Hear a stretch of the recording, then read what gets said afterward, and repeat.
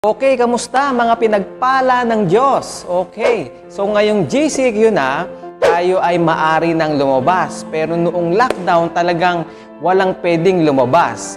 Pero pagka sinunod mo yung law at pinasa mo ulit, ay pwede na pala tayong lumabas. Kaya nakakalabas na tayo ngayon. Parang ang gulo, ano? But anyway, sagutin na nga natin yung tanong na ano nga ba ang Biblia? Okay, ano ba ang Biblia? Pero bago natin yan sagutin, meron kasi ako narinig na isang ali, ang sabi niya doon sa kanyang anak na babae, "Anak, huwag kang magbabasa ng Biblia. Aba, nakakasira ng ulo yan, nakakabaliw yan. Hindi mo yan maiintindihan." Pero hindi po yun totoo. Bakit? Kasi meron po akong kilala, sira ang ulo pero tumino nung nakabasa ng Biblia. Sabi ng Biblia, ang salita ng Diyos ay buhay at mabisa. For the Word of God is active and powerful. Okay? So, ang ibig sabihin, ang salita ng Diyos ay nagbabago ng buhay at nagbabago ng pamumuhay.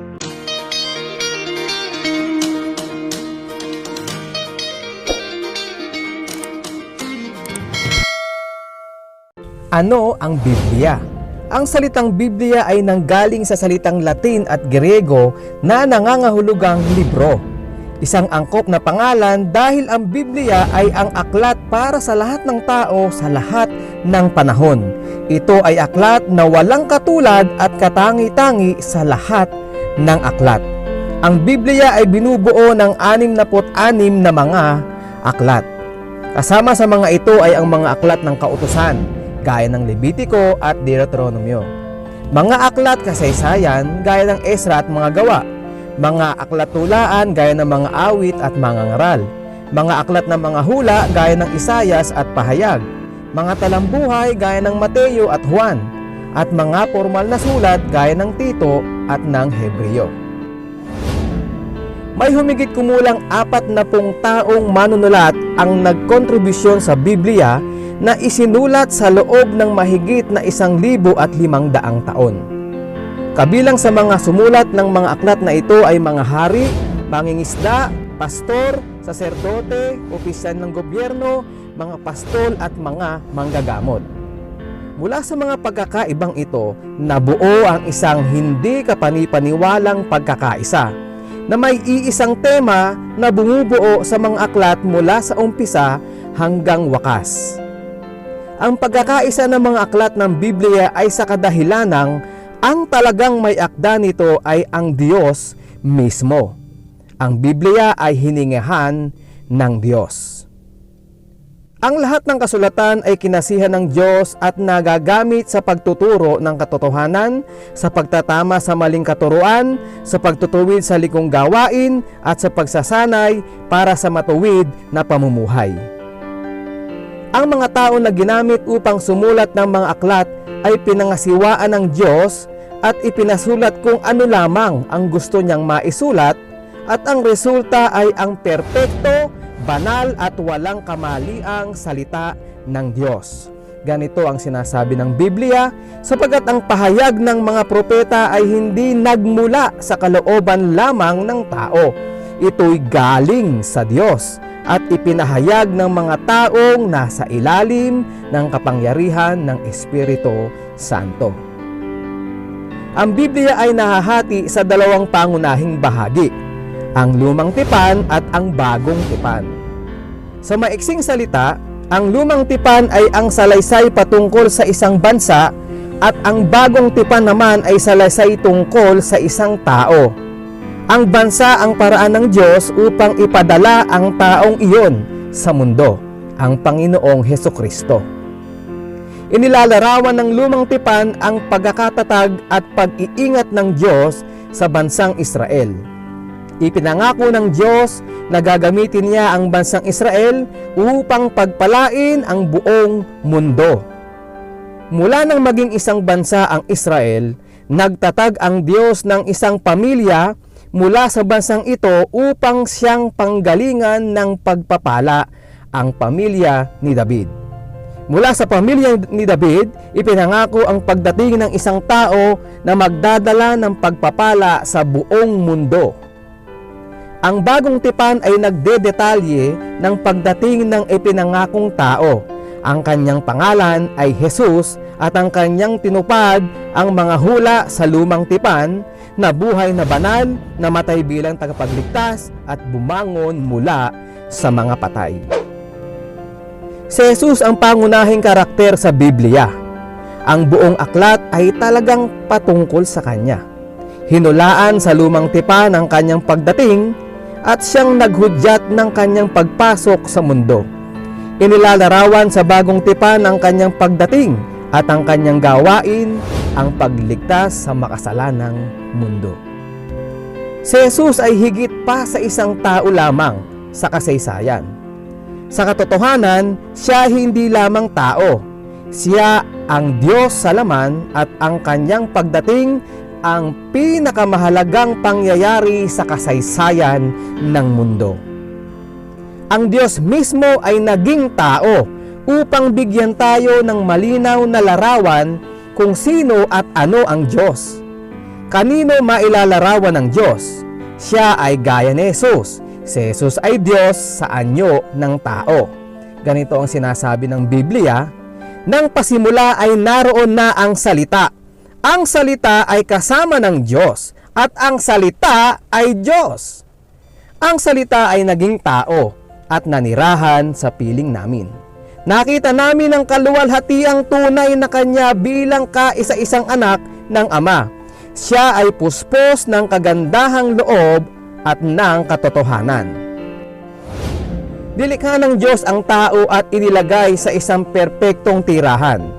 Gayunman, ang tao ay nagrebelde sa Diyos at bumagsak mula sa estado na nais ng Diyos para sa kanya. Inilagay ng Diyos ang mundo sa ilalim ng kanyang sumpa dahil sa kasalanan, ngunit agad na nagbigay ng pangako para sa kanyang plano na ibabalik ang sangkatauhan at ang sangnilikha sa kanilang dating maluwalhating kalagayan.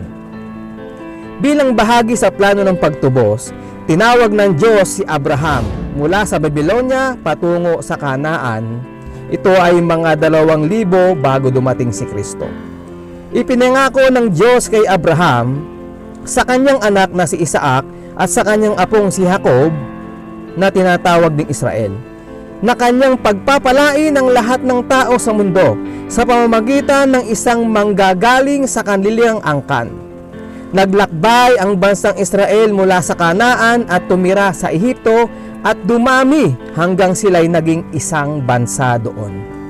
Humigit kumulang 1,400 BC, pinaalis ng Diyos ang bansang Israel palabas ng Ehipto sa ilalim ng pangunguna ni Moises at ibinigay sa kanila ang lupang pangako sa Kanaan upang mapasa kanilang kamay sa pamamagitan ni Moises.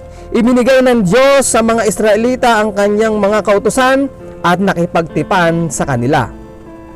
Kung sila'y nananatiling tapat sa Diyos at hindi sasamba sa mga Diyos-Diyosan ng mga katabing mga bansa, sila'y pagpapalain. Ngunit kung tatalikuran nila ang Diyos at sasamba sa ibang mga Diyos-Diyosan, wawasakin ng Diyos ang kanilang bansa. Pagkatapos na may 40 taon sa pamumuno ni Haring David at ng kanyang anak na si Solomon, ang Israel ay nagkaisa bilang isang dakila at makapangyarihang bansa. Ipinangako ng Diyos kina David at Solomon na manggagaling sa kanilang angkan ng isang hari na maghahari magpakailanman. Pagkatapos ng paghahari ni Solomon, ang bansang Israel ay nahati. Ang 10 tribo sa Hilaga ay tinawag na Israel. Sila ay tumagal sa loob ng 200 taon hanggang parusahan sila ng Diyos dahil sa kanilang pagsamba sa mga Diyos-Diyosan. Sinakop ng Assyria ang Israel noong 721 BC. Ang 2 tribo naman sa kanluran ay tinawag na Juda o Juda. At nagtagal sila ng mahaba-habang panahon, ngunit sa huli, naglingkod din sila sa mga Diyos-Diyosan at tumalikod sa Diyos. Binihag ng Babylonia ang Juda noong mga 600 BC. May 70 taon ang nakalipas kinahabagan ng Diyos ang Israel at pinabalik ang mga nabihag sa ibang bansa sa kanilang sariling lupain. Ang Jerusalem bilang kabisera ay itinayo noong May 444 BC at muli silang nagkaroon ng sariling pagkakakilanlan ang bansang Israel at dito nagtapos ang lumang tipan. Paglipas ng mga 400 taon, ang bagong tipan ay nagbukas sa pagsilang ni Hesukristo sa Bethlehem. Si Jesus ang ipinangako ng Diyos na magmumula sa lahi ni Abraham at David, ang siyang magsasakatuparan ng mga plano ng Diyos upang tubusin ang sangkatauhan at muling ibalik ang sangnilikha sa orihinal nitong kalagayan. Buong katapatang tinapos ni Jesus ang kanyang gawain. Namatay siya para sa kasalanan at nabuhay mula sa mga patay. Ang kamatayan ni Kristo ang basihan ng bagong kasunduan ng Diyos sa mundo.